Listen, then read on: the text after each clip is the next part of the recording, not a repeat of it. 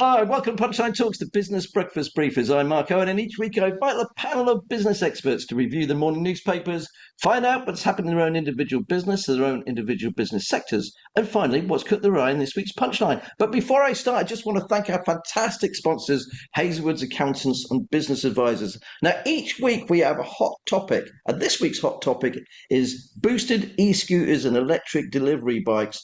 Have they got out of control? What does the panel think? So that's our hot topic this week.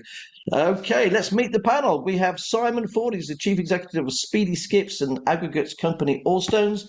The company based in Gloucester has a turnover of approximately 23 million with 126 employees and has over 5,000 skips on the road. The recycling rate is an impressive 98%, and they also have a large-scale producer of utility construction waste. But recently, they've been on the acquisition trail. First buying Monster Mix and then 3 months later Easy Mix. So we'll find out why this is happening and more about it. And are there more to come? Simon, are you going to buy more? We'll find out today. Chris Nelson is the Police and Crime Commissioner for Gloucestershire Constabulary. They are the fourth largest employer with 2,400 employees and a budget of 180 million. The police has never been under so much financial strain, with the force needing to find an extra 12.3 million by the end of this financial year. That's March 2026. The PCC looks after the budget. Chris is the main man who looks after the money. And the current chief of police is suspended. Nearly over other offices are also suspended, putting more strain on limited resources. Rural crime is also on the rise, and there's a serious problem with e-scooters. It's a terrible, difficult job.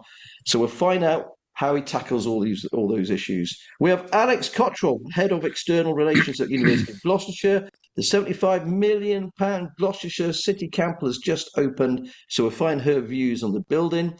She's also been relaunching the new cohort of Help to Grow, a 90% funded government program set up to help you grow your business. And that leads me very nicely on to Felix Elliott-Berry, co-founder and director of Siblings Distillery. The company was founded by two brothers and sisters and steadily grew to be one of the most respected gin makers in Gloucestershire and the Southwest. In October 23, they opened Our House, a cocktail and gin bar in Gloucester's Food Dock. But recently, they sold the gin business, or part of the gin business. So I found out why and how, and why did they get into such a difficult hospitality business? I mean, it's absolutely crazy. So anyway, okay, let's see what's making the newspapers. First of all, okay, what's making the headlines nationally? The Times, Trump eyes economic incentives for Putin. The Guardian, Putin is ready to make a deal, says Trump. The Daily Telegraph, the West must now not be cowed by Putin. The Daily Express, our VJ Day heroes give us more than freedom. They left us the example of how it must be protected. The Daily Mirror again goes on the VJ Day, 80 years on. A big thank you. The Metro, cost of fat jabs to triple. The Daily Mail, fat jabs price soars after Trump threats. The Sun, now boot him out. The Financial Times, relief for Reeves as non-dom tax returns quell fears of max exodus. I think that maybe the figures haven't come out properly yet. The Eye, students face yearly tuition fee hikes to bail out struggling universities. And the Daily Star, how dare Rue Tom. Typical Daily Star, completely on the road. Okay, let's start with you, Alex. Thanks for joining us today. What have you picked out from the papers? Well, I think it would be odd if I picked anything other than A-level results yesterday, because obviously a massive pivotal time for lots and lots of learners, but also universities referenced there in some of the headlines about the tuition fee. Not going to talk about that, but lots and lots of very positive stuff. I mean, as University of Gloucestershire, we had an incredible clearing day yesterday, super busy, and we really did see what the papers are saying in terms of students and learners coming through to us with really strong grades, so there has absolutely been this upturn in grades this year, which is fantastic to see. And I think especially as we start to see the ripple back out of the pandemic and learners and how they were affected during COVID. So really good news about the top grades, very, very strong news about the amount of students that are being offered places at universities, record numbers getting their first place yesterday, which does play to the fact that some of the Russell groups, were going for more students than they have done previously, which probably pays into to some of that agenda around the political stuff. But we just, really interested to see the courses that were coming through. There's reference in the press, obviously, about boys doing super well this year and kind of edging ahead of girls. And some of the key subjects that are coming through as well. So big growths in business, big growths in sort of economics, which really plays into this whole idea of students kind of really seeing themselves as setting up businesses as well, which ties into obviously the work that we do through Start and Grow. Felix and the team there is a brilliant example of that. So it feels very positive. It feels very entrepreneurial. It feels, that the university is still seen as a very positive thing to do. What was flagged, though, is the sort of the widening of the gap in terms of regional disparities between sort of the southeast and the north, which obviously needs to be looked at. But all in all, it felt incredibly positive. And we saw some really strong talent coming through yesterday, which we're very much looking forward to welcoming to Gloucestershire. And we did a big piece on it as well, covering the A levels as best we can on there as well. And looking at the figures, they were pretty impressive. So thanks Yeah. ever so much for that, Very Alex. impressive. Simon, and we're going to bring you in. Thanks for joining us. By the way, this is Simon's real garden behind him. It's not a fake screen, and you've got to Oh, I admire see. him for having two. There You've got you to go. admire someone who has two sets of glasses in one go. Okay. Yeah. Well, I was out early this morning and it was a bit bright. So there you go. So I've got in the Telegraph, I've got four very quick stories to tell you. There's talking about A levels and results. There's an 18-year-old girl called Manor Chima who's got 23 A level passes, all of A or A plus. And Well, she's going to read medicine at Oxford. Very bright girl, brighter than Stephen Hawking, apparently. Well done. The other one, which tickled me pink, really, was there's a granddad who's 81 years of age, and he's been caught driving under the influence of cocaine. And his excuse is he thinks it was put into his lemonade, but he was 3 times over the legal limit, whatever that is. Then I went on to a British thief in the Times. A British thief went to have a look round Pompeii. We recently, my daughter got married in Sorrento, and they went round Pompeii. And the most people try and pick up a bit of rock and take it away with them. This guy got caught taking it away and was threatened with 2 to 3 years in prison, but he got away with it under a fine of €1,500. But apparently, there's a curse if you do take it away, then it comes back to bite you in some way, shape, or form. And the final one was a nudist night at the museum, celebrating an exhibition of swimming art in Germany. Apparently, there's 2 dates, and you've got to be naked to go and attend. So I thought, Mark, you'd be up for that one, so I put your name down. Okay, but that's it in the newspapers. yeah, count me in for that, mate. They do that all the time when I lived in Germany. You turn up to a sauna and realise that everyone else in the sauna is naked. Right. That happened to me when I was a 14-year-old kid. Anyway, Chris, let's bring you in. Great to see you. What have you picked up, please? Thanks very much, Mark. Well, given my military background, I thought I'd pick 2 linked stories.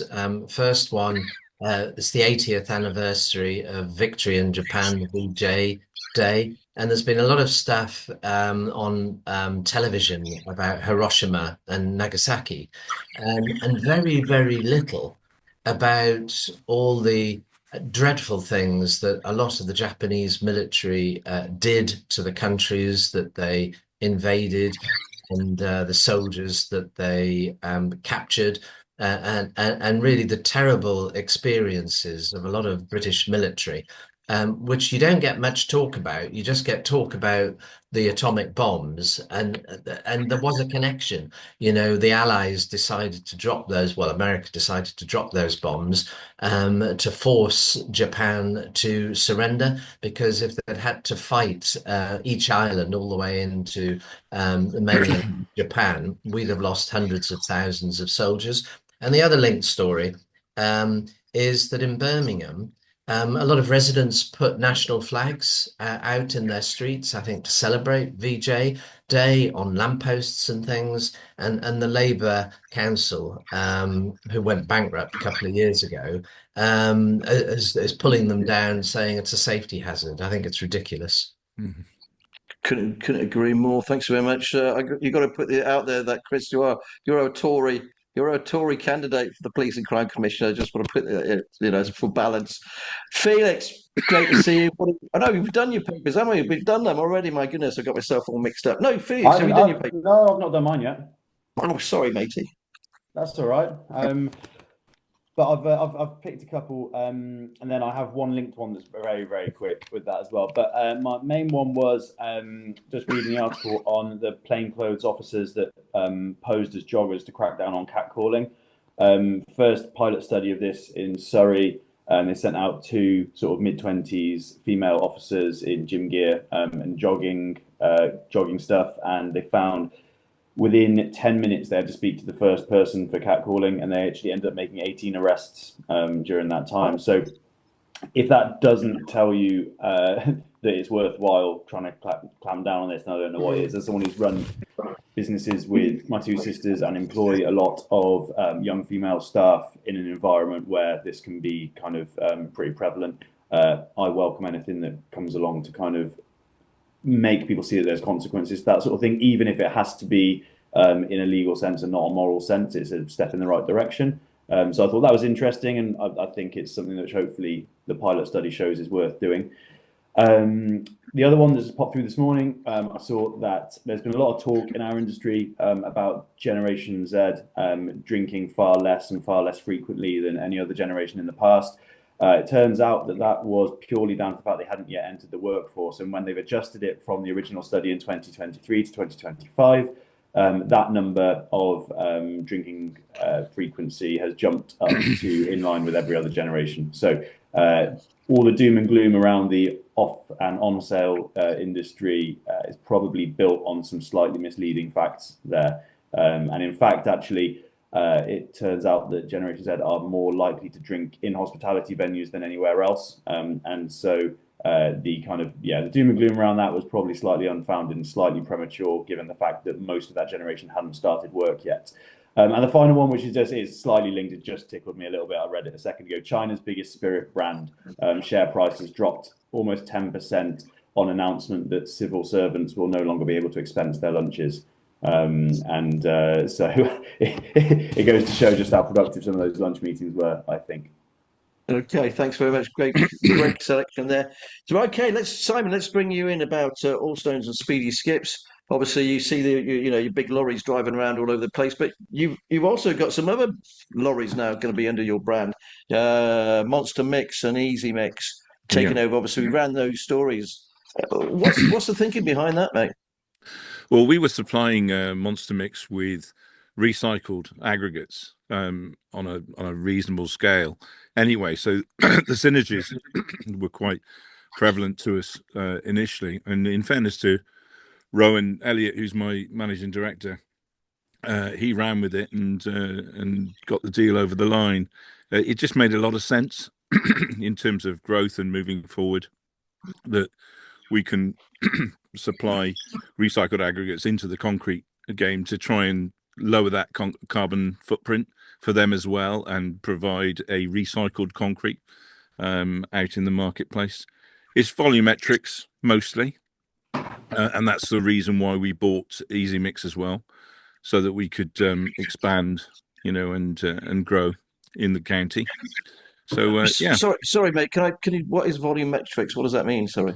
The volumetrics are there's 2 different types of mixer, if you like. There's a drum mixer, which you see going around and around, and then there's a volumetric one, which is basically like the back of a tipper lorry, which contains the cement and the aggregates, and it mixes itself on site. It's got a method of an auger to mix it on site and deliver it there and then. So there's 2 different types really, but and we do both. Now, the other thing I think a lot of people don't realise, and maybe the rest of the panel don't realise, but on a construction site, they obviously put all their stuff into a skip, and then the skip turns up at you, Simon, and what do you do with it? Well, we've set up an infrastructure where we've got 2 different types of waste, really. So you've got your inert waste, your soils, your hardcores, heavy type materials, and we've got a crushing and a wash plant. So we crush the waste and then we put it through a wash plant to get all the pea gravel, 20 mil, 40 mil and sand out of waste, basically. And we're left with a cake, which is clay, any clay content. And then there's the other side, which is your wood, paper, cardboard, plastics, metals, all of that. And we've got a German plant in there, transfer station, which sorts and segregates all of that so that we can recycle as much as possible, single source it.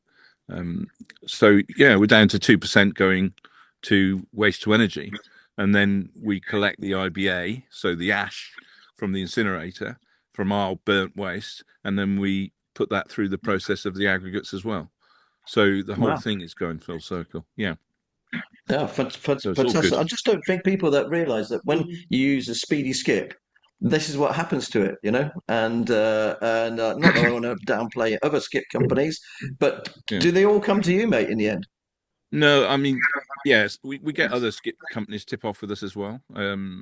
But that is a big problem. We've got to get that messaging, that education out there, what we do and how we do it, and how relevant it is to use us to reduce your carbon footprint, and that data is becoming more and more available, so that we can give that to our clients, so we can give them their carbon footprint related to their waste that they've thrown away from different sites.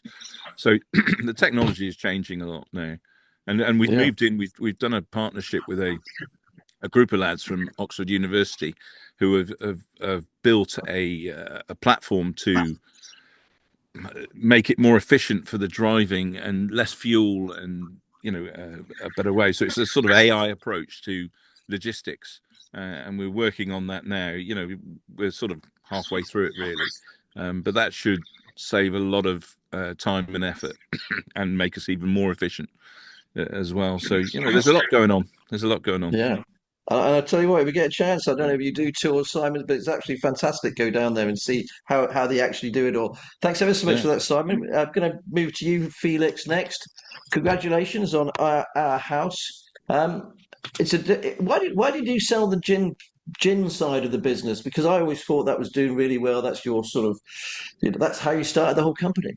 Yeah. So to be clear, my family and I still own the gym business, and we still market it and sell it. What we sold was the rights to manufacture it and the facility itself. And the team who bought it actually employed my brother straight away as the head of distilling there. So it's still operated by family members. It's just owned now by a long-term customer of ours and distillery founder himself.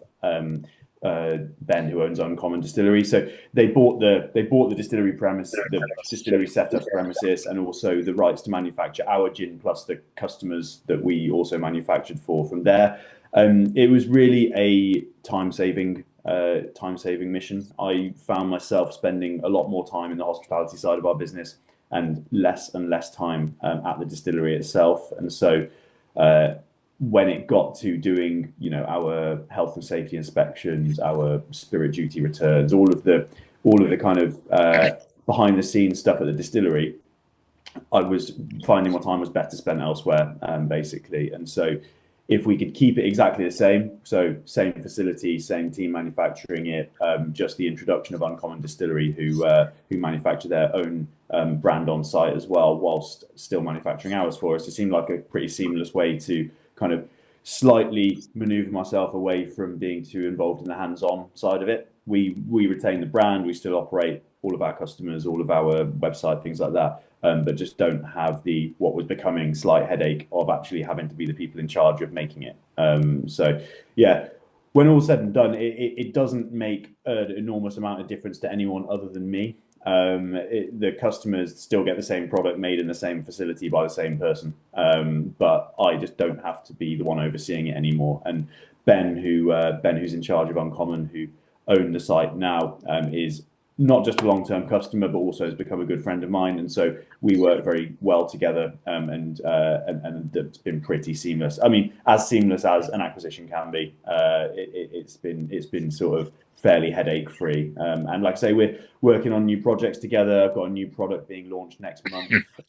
So we're still pushing forward with the distillery. So like I say, in terms of the public-facing side of the business, things are exactly the same, and we're able to actually spend more time developing new products while spending less time doing paperwork and inspections and audits and things like that. So it's also freed up a lot more time for me to start looking for more sites for the hospitality side of our business. So opening our house in the docks has been an enormous success for us, and something which I've actually, on a personal level, enjoyed far more than I thought I would. It's been a nice kind of nice tonic to the sort of monotony of 10 years of doing the same thing with the distillery. It's very different.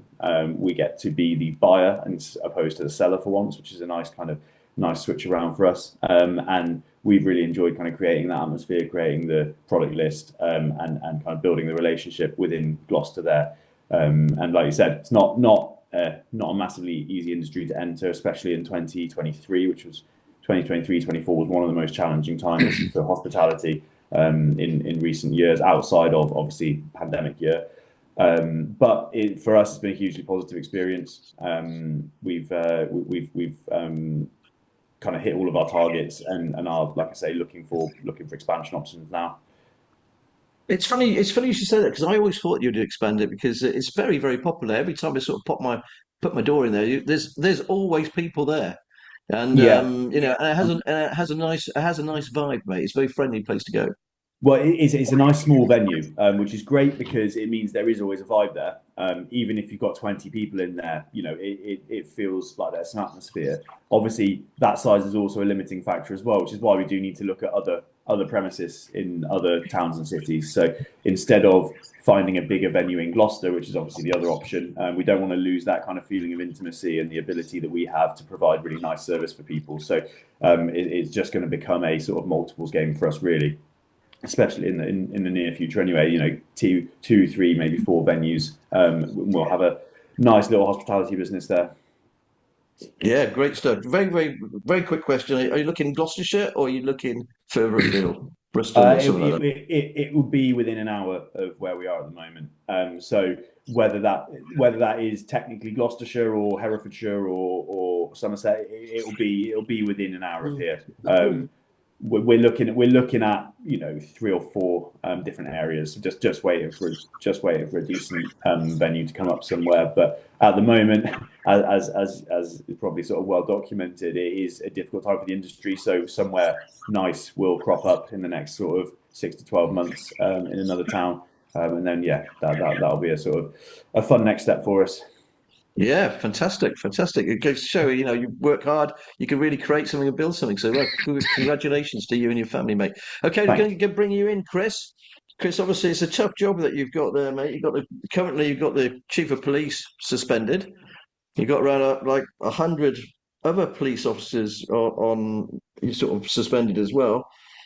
So limited resources. How the hell do you manage it all? It has been a tough year. Started with the suspension of the chief, and then we had budgetary problems and redundancies. We do have quite a lot of officers suspended and restricted because we're getting to grips with a whole range of issues. And Felix earlier was talking about that story of catcalling, and the issue of male violence against women and girls is a really, really big issue. We're taking it very seriously. And we have issues like that within the force. So it can lead to an officer being suspended. I think you said something like 100, but that's way out. No. Okay. I think about 25 or so suspended and another 20 odd restricted, which is a lot. And I want to see that reduced because it reduces the amount of officers available to patrol the streets and makes life really difficult. But really, we've got to hold the constabulary to the very highest of standards so that the public trust the force, the police force, and people can see officers in good light. It must be difficult. People don't realise such a big geographical area you've got to cover with the limited resources. Obviously it's a very rural county as well. People just think of city, Gloucester, Cheltenham, there where Simon lives, obviously, out there in sticks. Rural crime is a serious issue as well, especially crime against farmers and stuff. Yeah, I mean, the interesting thing from there is that if you follow the press, you'll see the Met Commissioner, Sir Mark Rowley, talking about reducing the total number of police forces from 43 to a smaller number, thinking that that's magically going to improve the police. And if you're sat in a rural area, a shire, you'll know that, if a force expands in size, what tends to happen is that the police concentrate in the high crime urban areas, and it makes it even more difficult to get cover and support within our rural areas. So I for one, would like the constabulary to stay as it is. We've got a good chief, a good senior team. They're addressing a lot of cultural issues that we've got, but the force is getting better, and I see it all the time. And when you talk later about the issue of e-bikes and e-scooters, I can talk and give you an example of where officers have worked collectively to really get to grips with that problem. And I love to see policing doing policing type stuff, which goes down extremely well with the public. Yeah, I mean, people always like to see the bobbies on the beat, but there's so much other things going on behind the scenes as well, isn't it, really? Thanks ever so much for that, Chris. Obviously bring you back in with the hot topic of the e-scooters. Alex, great to see you. You got your new home there in the city campus. Very exciting. Obviously, I was We there for have. the We're sort of very excited. Yeah, yeah. What do you think of the building?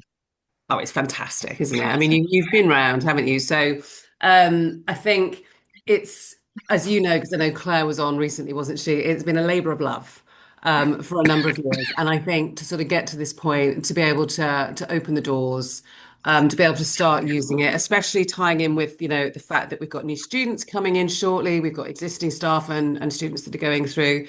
It's brilliant. And I think what's so exciting about it is there's still masses of opportunity in there as well, in terms of sort of where we go next. One of the things, well, there's been a couple of small things really, which have also just been really, really nice. So we went out, we did a bit of a street walk recently, which is probably the wrong term to use, but we went round all of the local independent sort of shops and retailers around kind of the gate streets and spoke to them and said, look, we've got 1,200 staff and students coming in here from sort of September. What can we do? And the appetite from the retail staff to offer specific discounts for staff and students was fantastic. So, we've been working closely with the bid on that front for Gloucester as well. So there's just a real sense of excitement and opportunity. The facilities are fantastic. I mean, I think you were shown around, weren't you? And I know you were kind of taken around things like the immersive suite, but what we've also got in there is we've got amazing facilities that are so multifunctional. So we want this to be a community-led space. It's such an iconic building.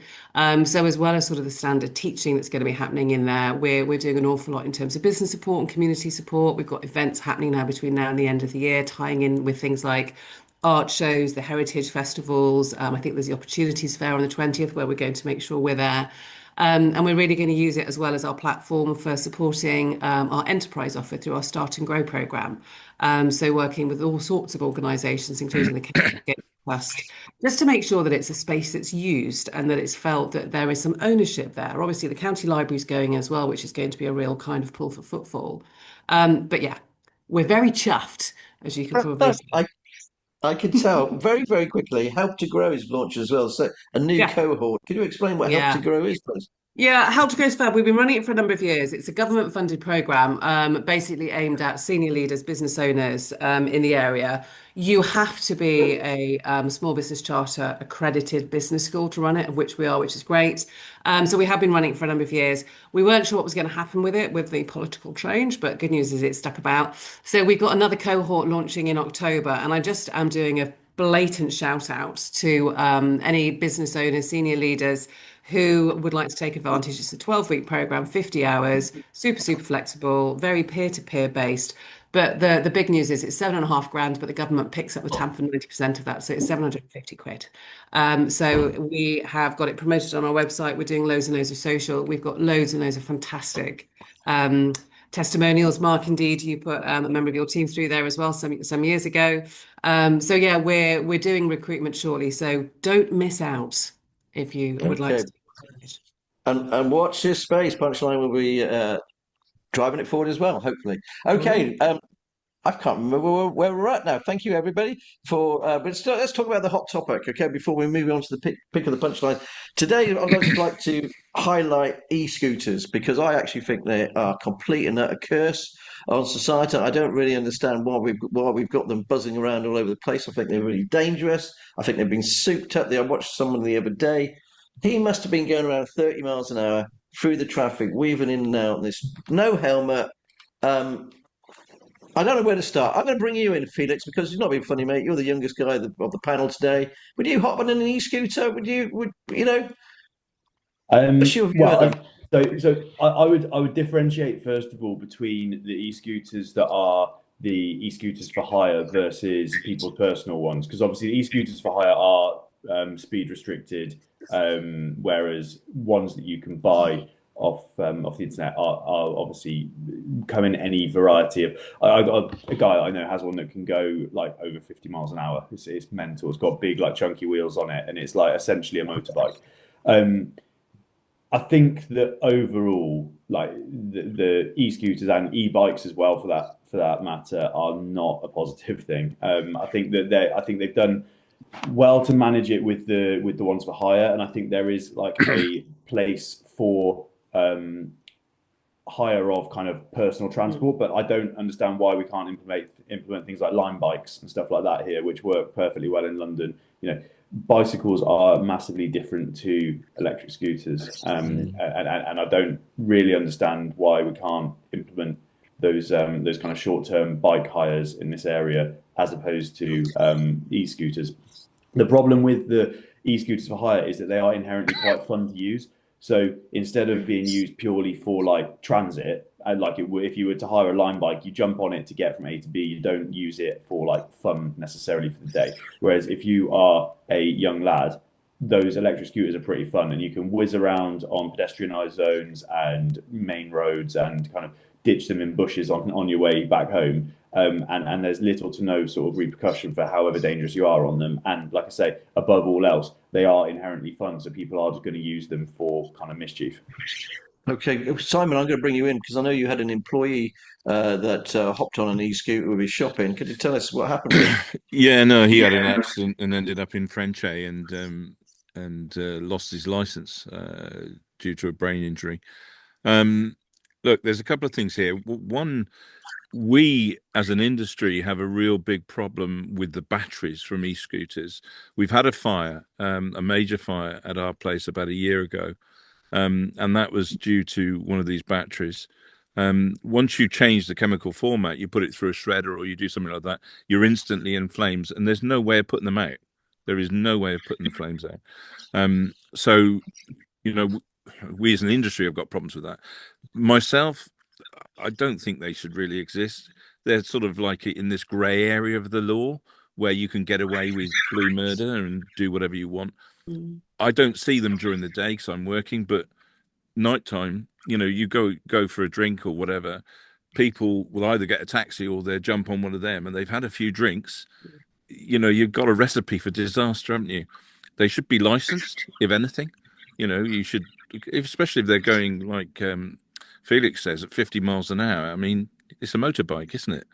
You know, so and without the crash helmet and without all the gear for it. So, you know, it's a big issue that I think you're better off just doing bikes, you know, and having that like London. You know, it works in London, so why shouldn't it work around here?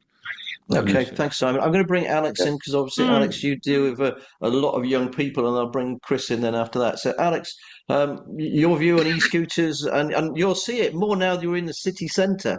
You know, the electrical bikes that are delivering, you know, as well.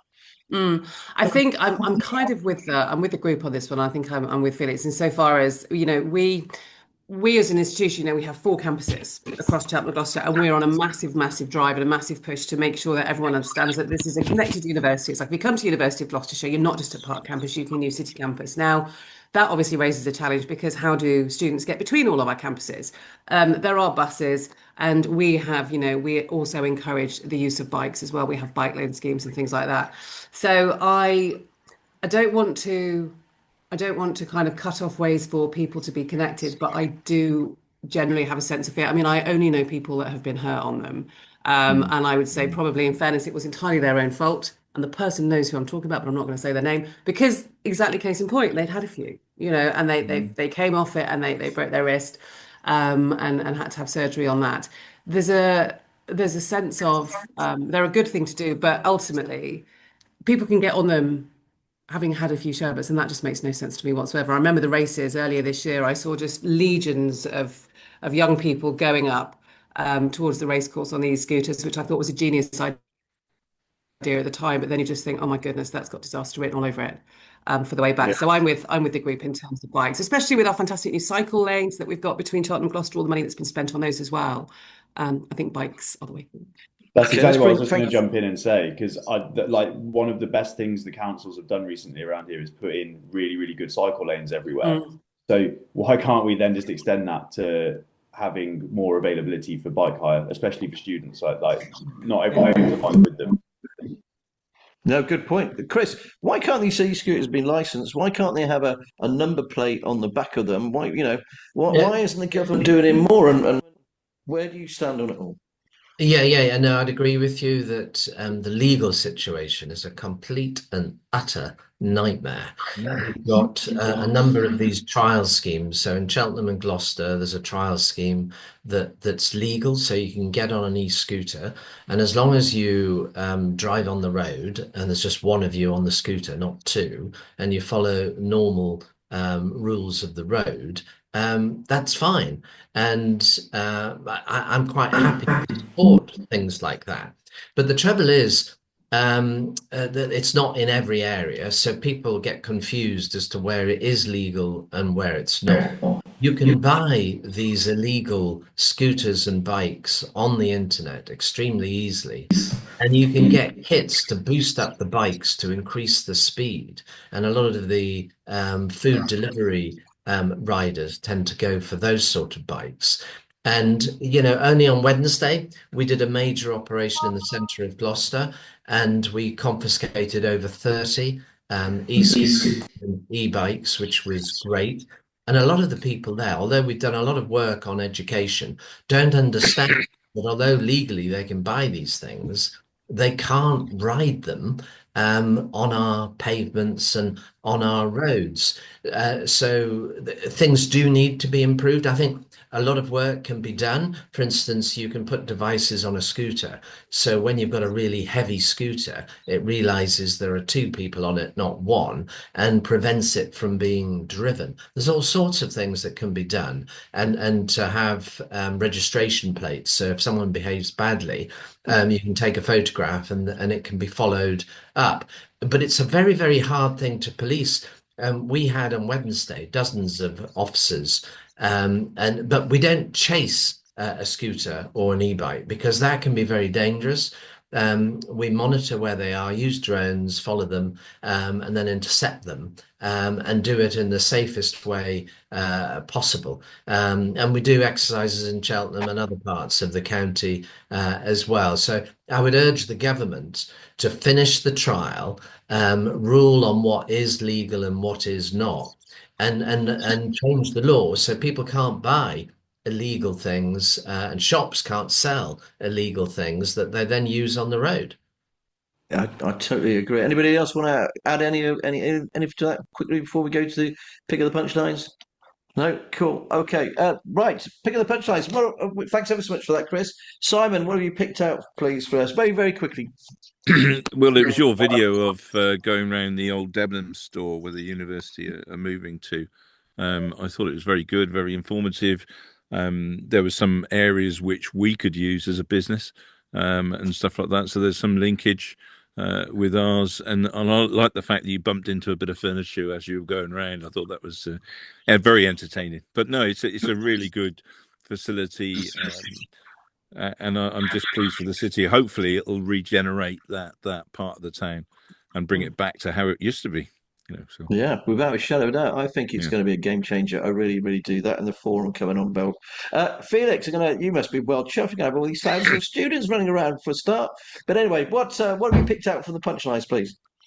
So I just picked out the Cottrell designer outlet and the parking plans facing opposition. Not really surprising given where it is, because I'd imagine that multi-storey car park is going to infringe on sort of green field land.